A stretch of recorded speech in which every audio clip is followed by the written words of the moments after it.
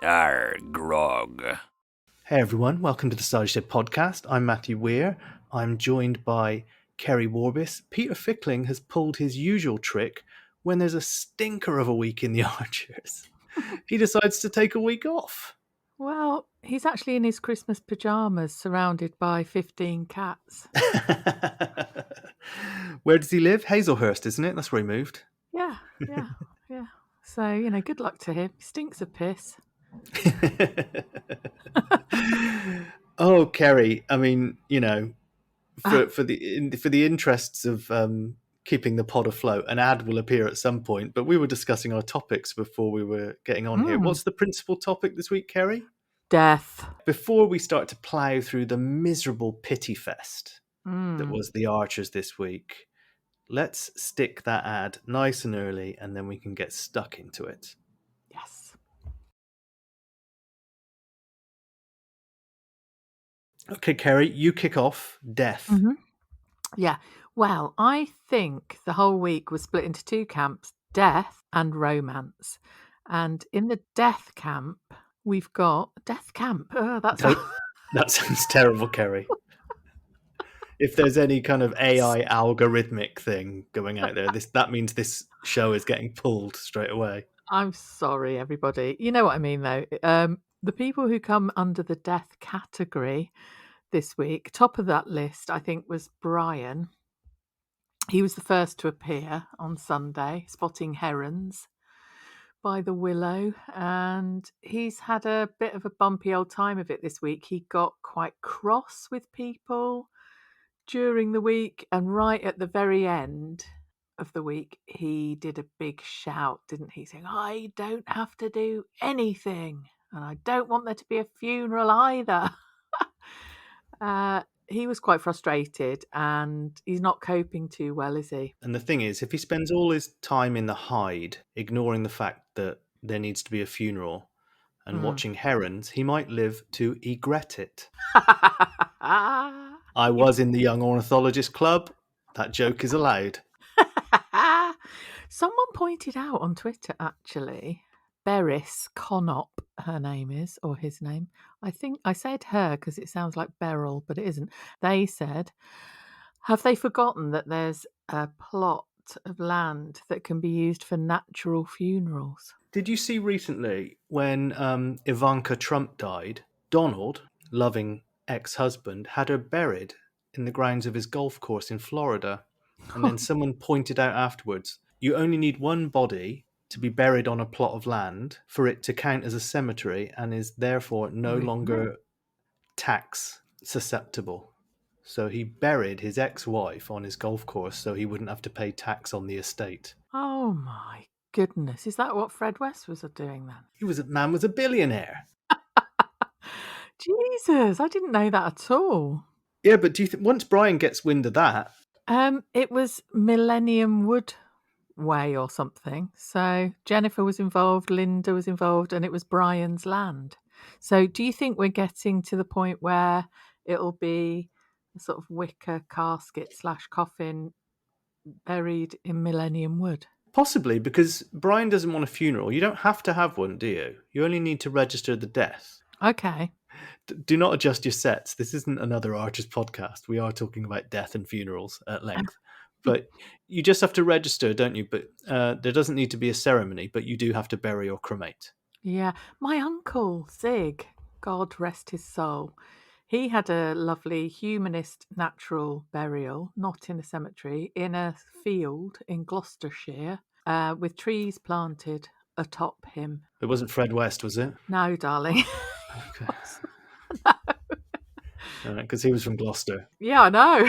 Well, actually, he was originally from the Forest of Dean. We heard last week Adam's gone off to do a pizza gig at a festival in the Forest of Dean. I was like, he's not coming back. Oh, one of my boyfriend's parents were from the Forest of Dean, and even they said it was quite inbred there. It's a funny place, the Forest of Dean. I'll just leave it at that. Okay. We're doing well so far, aren't we? Death camps, inbred. Death. Nice. We're not for the faint-hearted, really. No, there was a point to all of that, though, wasn't there? Oh, that you don't need to have to have a funeral. Yes. And you think Brian might just go for that option. It does seem to be the way he's pointing. Why not? Why not just let him do that? Yeah, definitely. Why not let him be? I mean, leading on to the next person in the death camp, Alice, she's just exhausted me this week. And I know, towards the end of the week, she was ringing her counsellor person. But she's just at people all the time, isn't she? Don't do this, don't do that. Have you done this yet? Have you done that yet? And I know that may be her way of coping and grieving and stuff, but I'm not surprised Rory's gone away. I was quite on his side this week. Well, you said in previous weeks that Alice was quite suffocating. Yeah. And she's suggested this week that she's been balancing it all and the family is falling apart around her. I like the way Lisa, I guess, do you call her sponsor? I'm not quite sure what the correct term is. Just said, you can't be self-pitying. There was that big pause and Alice went, that's unfair. Yeah. No, it isn't. Was she suggesting that Alice is making this all about her when it actually isn't? I mean, everyone is struggling a bit, but I wouldn't say Alice is having to hold everything together. All she's doing is nagging about the brochure to do with the funeral. Just don't do that. See what happens. And 1 minute she was with Rory saying, "Oh, do come to the party. Do come to the party." He's like, "No, I'm all right. I want to stay here and just make a fire with you." And she persuaded him to go and get changed and go out there. Then he was having quite a nice time and he agreed to come back home early. I didn't really, yes, it was all right to get out there. But she said, all I want really is for you. It makes me happy to see you happy. Next minute, she's shouting at him because he's brought Max round to have a nice time. And did you know that Max had even left your house, Keri? Yeah, I wondered where those Rizzlers had gone. It's a real shame that Mina isn't Mimi, isn't it? Yeah. That would be so excellent. Max and Mimi. But do you know what I mean though? I part of me was thinking, God, leave him alone. All he's done is sort of bring someone back. And I know it's her living room and she's got a 2-year-old. And then I started thinking, now hang on, Keri, you were annoyed when Jakob's brother, who I've already forgotten his name, Eric, slightly moving a coffee table in someone else's home.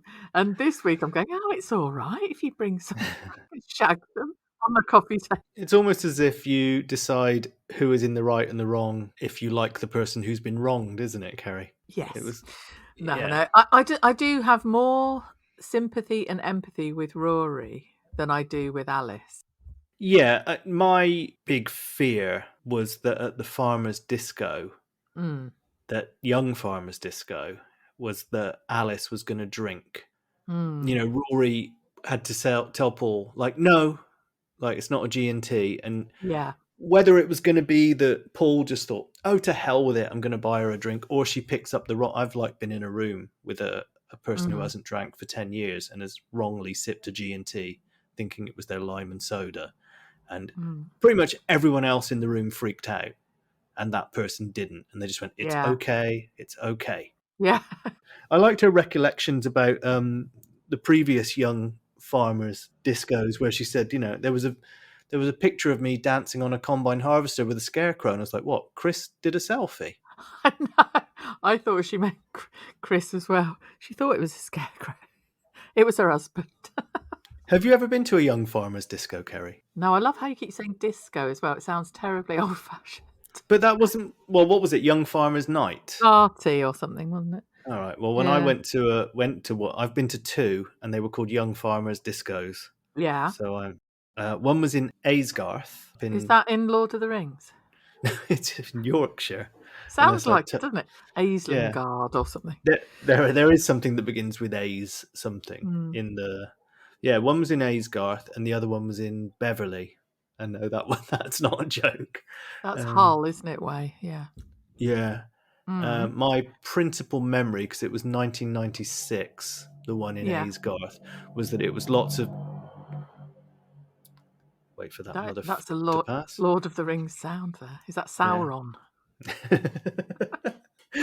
My principal memory of it was that it was a lot of men in kind of polo necks and baggy jeans with the chain over the top of the polo necks kind of hanging. Oh, It'll yeah, do. great. Yeah, I mean, Yeah, the whole thing was like lovely. a catwalk for Burton's or Foster's menswear, as I recall.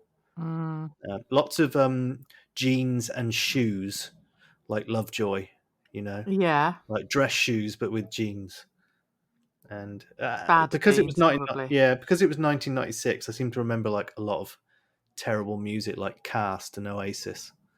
Oh, dear. Yeah. And they think that they're being really sort of rebellious and rock and rolly type thing, do they? Oh, I'll tell you what. I mean, it went off because there isn't much else to do around those places. The ones that seemed to be getting the most respect were the Dry Stone Wallers. That wasn't the band that was booked to play. That actually was the people that make the Dry Stone Walls. Yeah, I was going to say, give it up, ladies and gentlemen, for the Dry Stone Wallers. They Yeah. come on and do a load of Oasis covers, but no, that's who they were. Oh, why did they get respect? I mean, dry stone walling is a good thing. I like it. I love a dry stone wall.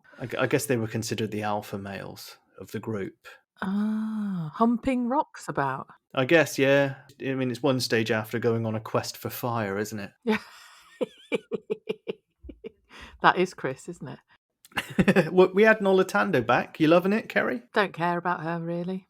She's got her voice keeps changing. I didn't know it was her a couple of times. I think it's quite nice. She's winding Freddie up a little bit, isn't she? Trying to get him to cop off with people and get numbers, and he's a bit reluctant to do that. She's very quickly got over the arsehole boyfriend, hasn't? And actually, Brian said, "Are you missing him?" And she said, "Oh, you're the only person who's asked me that." So I thought that was quite a nice little touch. Yeah. What's his name? Coyote or something. Oh, I don't know. I enjoyed having her back purely because she brought that whole bunch of the youth back together, didn't she? Suddenly you had Rory, her, Freddie, you had Ben being talked about off mic. Obviously, he's not around this week. I got really nostalgic for those episodes. You remember when they spiked Lizzie with a magic mushroom risotto? Nolatando and Freddie. And Yes. Elizabeth was just like, "Oh, this wine is good. I'll have to buy this again." And Nolatando was like, "That was when she impounded Freddie's passport because he Yeah. off to the Isle of Wight and he couldn't go anywhere." I just remember, and it's etched in my brain, Nolatando saying, "Get your passport back while your mum's tripping," which is like the best line ever in The Archers, I think. Yeah. But now look at her. She stopped drinking shots at 10 and went on to sparkling water because she's not that wild child any longer. Well, not only that, she quantified it by saying she's a teacher. Can I just say, bullshit. Yes. Yeah, you're not like that, are you? No, I've got a shot right in front of me now. Oh, do you? Mm-hmm. Oh, no. What is it? And there it goes. Havana Club. Ah, I had a horrible shot last night. God knows what it was. It was after I'd been axe throwing. Oh, yeah. I saw the photo. Did you? Is that all your children? Yeah, it is. Many with beards. Yeah, the shot was awful. I do like shots though. Twacker, yum yum. Anyway, Nolatando. I can take her or leave her. You know, she might be a vehicle for stuff to happen, I guess. Tonight, her main purpose was to be the one person that was calming Brian. Because when he was out with her, he got all of these messages, didn't he? He was like, "Oh my God." Mm. It's like 2 from Alice, 3 from your mother, 2 from Adam. I was like, well, wait for that because Adam probably texts at 1 syllable per message. Brian. Um, Oh, I yeah. did like the bit where he said to Yeah, I Will, know what you're going to say.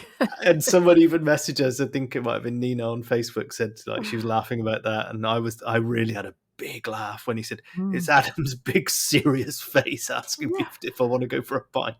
He literally went, I dread Adam's big serious face at the door. Well, there was Yes, this we all thing that do. we talked about it last week. I pulled the audio clips, but we couldn't sort it out. Mm. Was that how Brian and Adam, when they sat on the Gills bench in the Gills garden, Yeah. were reminiscing about when Alice came home as a baby. I had to listen back to when Brian had breakfast with Jim and Jazzer after Martha had been born, and he said, after Kate was born, Adam made chestnut coffee. And Jim went, what was that like? He went, revolting. It's very different. Reminiscing with Adam, reminiscing without Adam, isn't it? Yeah, yeah. I You mean, get to Brian slag him wouldn't. off. Yeah, exactly. Brian wouldn't say, "God, I dread your big serious face," to Adam's big serious face, would he? That would not happen. It was nice to not have Adam this week. Yay! But going back to your point about Nolitando, it was really, really good. I was so relieved when she did say, "Look, just shut up, Alice. Let Yeah. Brian say what he wants to say and be how he wants to be." That's been the problem with Alice this week, just like on people all the time, on Ruairi, on Brian. It's probably coming from a good place, but I don't want to hear it. Yeah. What do we think about her work with Freddie in terms of trying to set him up? What's going on with Freddie? He's being portrayed as this enigma and a man of mystery. Yeah, because Nolitando said, "Oh God, what is it with you? By day you're the lord of the manor, and by night you're a DJ." And Freddie just went, "Mm." I love that. Best way to. I really would love to go back in a time machine and go to that farmer's disco thing and went and see if that actually happened at the one I was at. It's the bull, for fuck's sake. I What is know. going on? Is it a bull horn? I mean, Kenton surely isn't having any of that. There was barely any sort of sound of the farmers' party, was there? At all, really. I liked. Oh, I've just remembered that Paul, when he was at the party, not long after the air horn happened, he was chatting to Alice about, and he said, "Oh, Chris, yeah, I've seen him shoeing horses at the stables." I thought, Yes. I bet you have. Does that mean Chris just goes in when he's really angry and just starts kicking horses around? Shoeing them. Oh, bloody hell. Mm. Rough day at the office. Come here, you. Also, why do they need someone to tell people their future at I know, Freddy's yeah. DJ night? Because, Noel Tandu said she's his psychic for the night. Yeah, I know. I knew you would pick up on that. Well, I don't disappoint. And then Kate. Oh dear, she's still saying that spiritual home is not doing it for her. And she said life is short. She has to do something to feed her soul. And I put a little note saying, ask Matthew if he's doing something that feeds his soul. Well, funny you mention that because I've got a packet of pork scratchings here, which I discovered in the back of the cupboard. Any of our social media followers will know, and they're best before the 15th of June 2022. And the packet does seem a little like it has, like gas has emitted from the pork scratchings. Like it's a little, Okay. it feels a little bloated. Have you opened it yet? No, should I open it, Keri? Yeah, definitely. Open it. Have a whiff. All right, I've just realised on the microphone that noise is playing Merry Hell with the sound. Oh God. Is the smell bad? Yeah, luckily I brought a peg to close it if it was bad. To put on your nose. Yeah. Well, they're very stale. I won't be eating them. Oh, right. Okay, that's disappointing. So there you go. There's no porking, just a pegging tonight, listeners. Sorry to disappoint you. That was a very short-lived segment for a social media build-up, wasn't it? I was very excited that they were going to still taste good, but they didn't. But on a meaty topic, I had a strange meat encounter yesterday. At my workplace, I ate some 3D printed steak that isn't steak. Please let me think of a pun very quickly. Yeah, I had pretend steak, it's for vegans, that was 3D printed out of different layers of fat and protein, until it gets the texture of steak. And the 3D printer is a huge machine the size of a small room.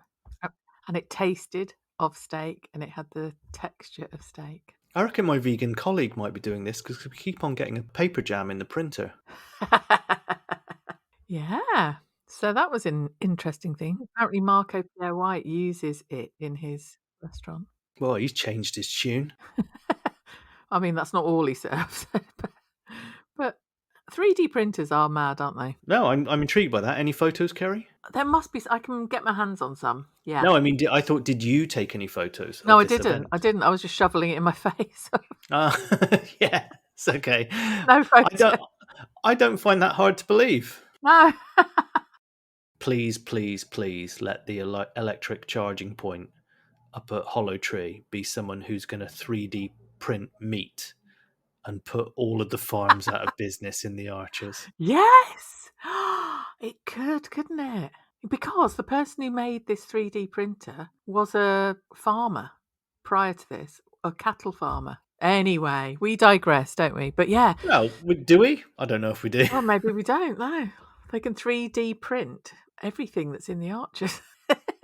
I mean, just to quickly give them a shout out, if it's not too much of a swerve. Ruth and David, very romantic this week.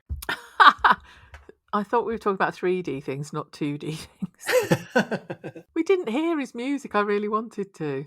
I think it's Sultans of Swing on repeat. Oh, yes, probably. That was a funny scene, wasn't it? Because she was like, David, are you here? I got your text. And I thought someone was going to just club her around the head in the dark barn or something. And it was all some sort of ruse. Rob's back. Yeah. So he had got fairy lights. They were heart-shaped fairy lights. He'd got blankets and cushions. He had to say it to Ruth, who was looking at the blankets and cushions. Here are some blankets and cushions. And a Bridge Farm hamper. I was a little bit annoyed because I was already predicting what kind of blue-veined joke I was going to make, and someone got there before me on the Facebook group. Oh, did they? I loved how Ruth said, I've only got your card and haven't written it yet. Although it was the day before Valentine's, wasn't it? Because they were going to be babysitting the next night. Pip was going to the Young Farmers shit, wasn't she? Oh, yeah, we didn't hear her, did we? Thank God. Yeah, I wonder if she was there with Lottie. Oh, could be. But David gave Ruth an amber necklace. And I was thinking, is that like when you piss on someone instead of come on them? Okay. Well, it wasn't a pearl necklace. It was an amber necklace. It's only a little joke. But yeah. No, I'm hoping there are people listening who don't know what a pearl necklace is. And wonder what on earth I'm talking about. Yeah, because there was something we talked about a while ago. Oh, God. And somebody got in touch to say, I'm sorry, what were you talking about when you mentioned this, sir? And I can't remember what it was. Dear. Yeah, and it's Pip's birthday coming up. That was mentioned, wasn't it? They ordered a present and luckily it arrived in time. God knows what it is. Oh, I didn't hear that bit. Ruth was very relieved that the present had arrived just before the birthday. I reckon it's an adult-sized spider costume. Well, I hope it's not an amber necklace from David. Oh, God.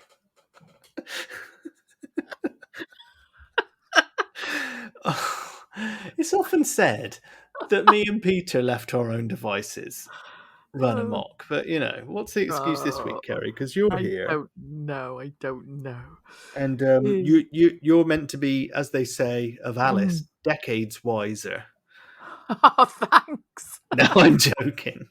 God. Not even a decade, is it? I've now got that image of that old woman from the Titanic, that meme of that shriveled crone. She's got a bloody necklace as well. She has, yeah. Hasn't she? That's me, that is. Yeah. Hey, it's my birthday coming up soon. Anyway. Oh no, does that mean me and Pip are the same? Why is Freddie reluctant? Is he in love with Chelsea? Well, it's definitely, there's something going on, isn't there? Because he's like, well, also stop pushing people towards people. I don't like that. It's like, when parents make small children become friends and they don't want to be and all of that. And she thought he was saying that he'd got her number for macho posturing. He could well be in love with someone else. I liked his tone when Nolatanda was saying to him, she's really into you, you should go over and talk to her and blah, blah. And in the end, he was like, all right, I'll f*** her. Yeah. Stop asking, okay, I'll do it. Poor love. People should leave people alone to do their own stuff, to do their own shit. That was another theme this week, I think. Yeah, people meddling in other people's business, wasn't it? Yeah. Speaking of Yeah. which, did you ever watch Father Ted? Michael Redmond played Father Stone, who was the really boring priest that came to stay with them on the island. He was completely deadpan, like moustache and grey hair.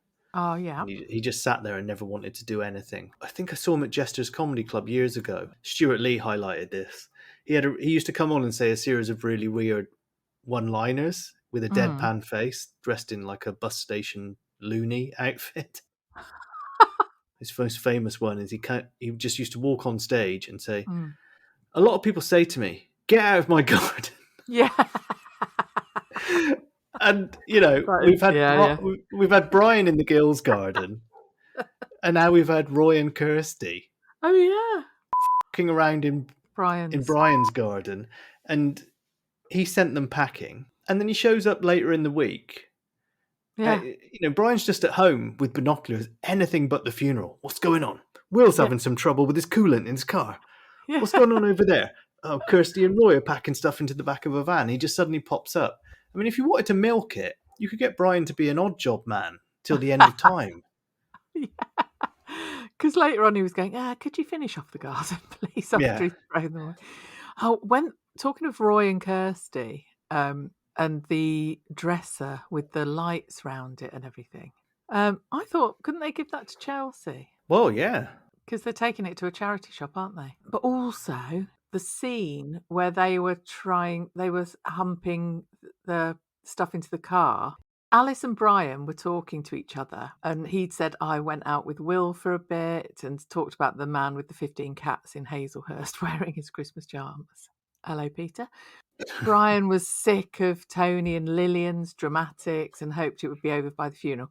And then Alice was going, look, have you picked the funeral casket? Have you ever? And he said, why is it called a casket? What's wrong with the word coffin? And then the next scene was Roy and Kirsty going, do you think it'll fit in the boot?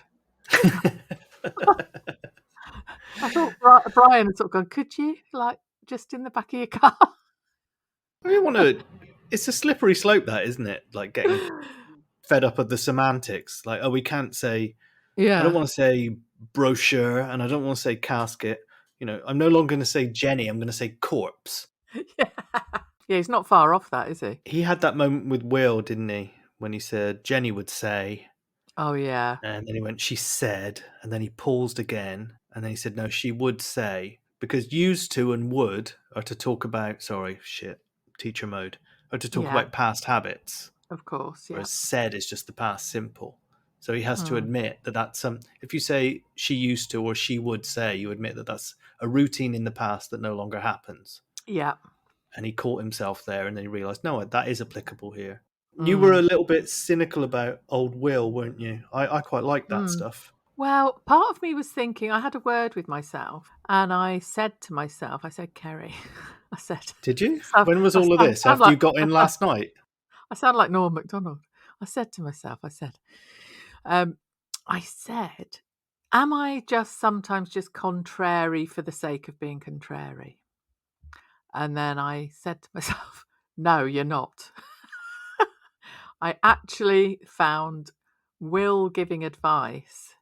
I know what they're doing. It's a very touching scene. He's gone through bereavement, and he was a helping hand to Brian, who's struggling. He's obviously spotted it. I think he made up the whole thing about the radiator in the car, and he certainly made up the thing about the maps on his phone not working, and will Brian get in the car and be a map?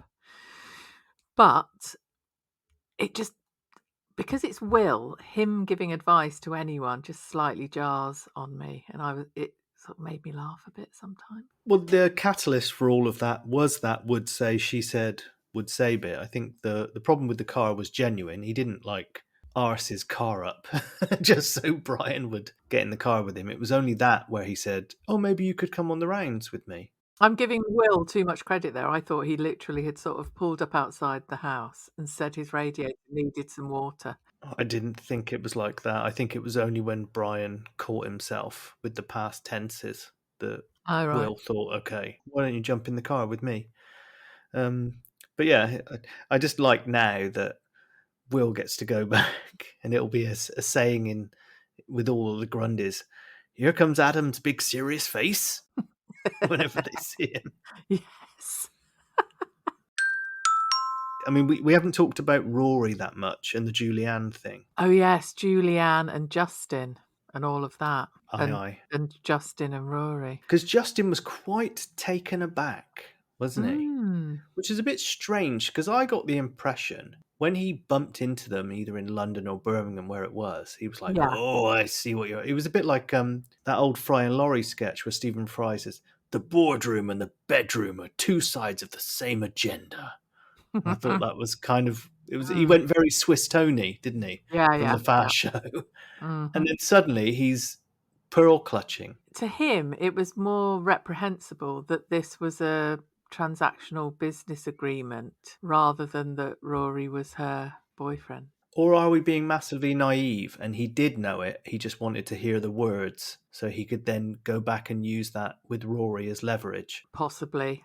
Yeah, that's true. He could have done. But what it did do was it gave Julianne the opportunity to lay into Justin about the fact that, people seem to think it's acceptable for an older man to have a younger woman on their arm. But when the tables are turned, you don't really like it, do you? It was good to hear her explain it, though, wasn't it? Yeah. I would love for her to return as some psychotic, my business deal got scuppered because you spoke to the other side or you filtered information, but the actor actually said, and that's it for Julianne. She did. Yeah, she announced it on Twitter, didn't she? Yeah, but she would say that, wouldn't she? That's so Julianne. Yes, but she clearly loved playing her, didn't she, from her tweet? What a ride it's been, she said, or something naughty. Yeah, it's a shame in a way that. Last week I was saying I'm glad she's gone, and I am, because she was awful. But she does stir the pot. So Justin is now using that information against Ruairi to try to get him to give Justin information about the business deal, which is to do with Bill. That's quite convoluted, isn't it? Yeah, at which Rory was really shite at first. He was like, "It's okay. What have you got for me?" He was like, "Well, his name's Bill." And Justin was like, "I know that. He's a man. Yeah, I could get all this from." Yeah, he's like, about to retire. Yeah, great, thanks. I know he's 65. But he then revealed that there were people on the board who were not happy that Julianne had won that contract because she hadn't bid enough. And he wants to know the name of that person, doesn't he? Who could it be? Martin Gibson? Oh, yes, could well be. Yep. And what is the deal? God knows. The electric car charging port and Hollow Tree? That's the only deal we've got in our script, isn't it, at the moment? We need something to connect the dots. Not that interested, though, are you? No, not really. There you go. There's some fucking diamond insight from an Archer's podcast there. Just going to give a little plug for our Instagram, which is @thecidershed_pod. I'm going to be very careful when I talk about Instagram because they suspended my personal account this week for reasons unknown. And then I had to do all manner of weird pokery jiggery to get it back and there's no explanation when they do that. You never find out why they did it. They just do it. And we have a Facebook group, which was mentioned earlier in this podcast, which is the Cider Shed Podcast. Keri, Twitter? Yeah, Twitter is @thecidershed_pod. Lots of fun stuff happens there on the tweet along. If you haven't done the tweet along before, I recommend it on Twitter. #TheArchers. It all kicks off during the omnibus, particularly, but also the midweek episodes. So get amongst it.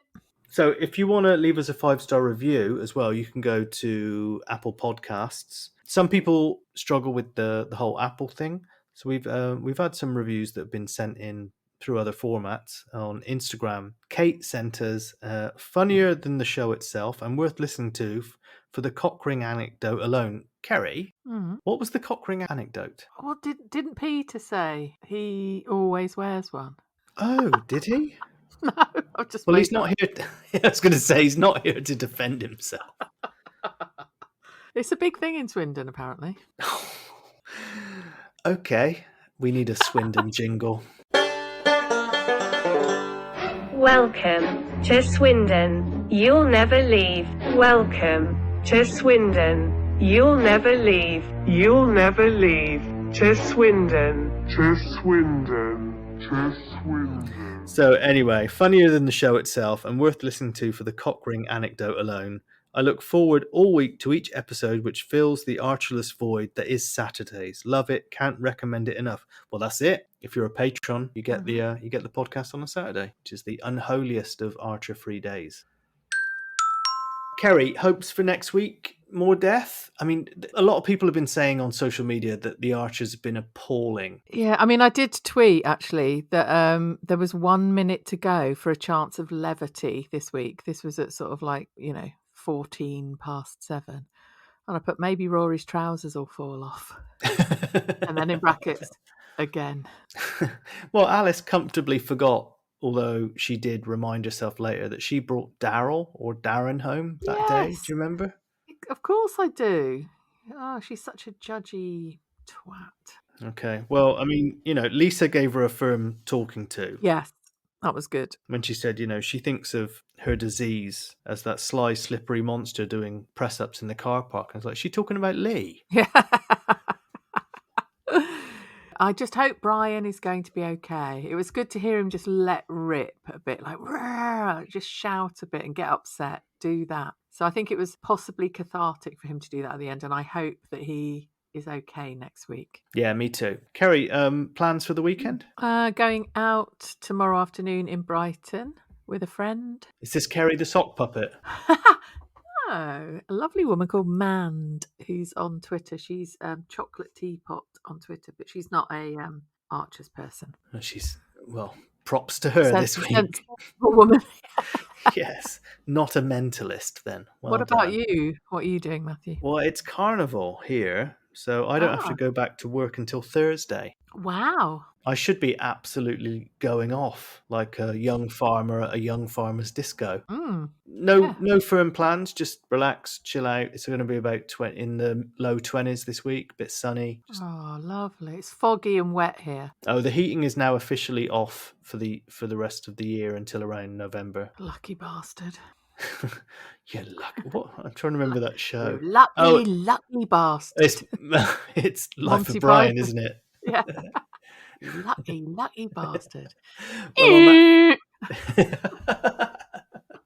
on that note, Keri, much love to you and yours. Much love to all the listeners. And please forgive Keri and I for having to deal with what was an absolute pitiful pity fest of a week in Ambridge. See you next week. See you, everyone. Bye. Hang on.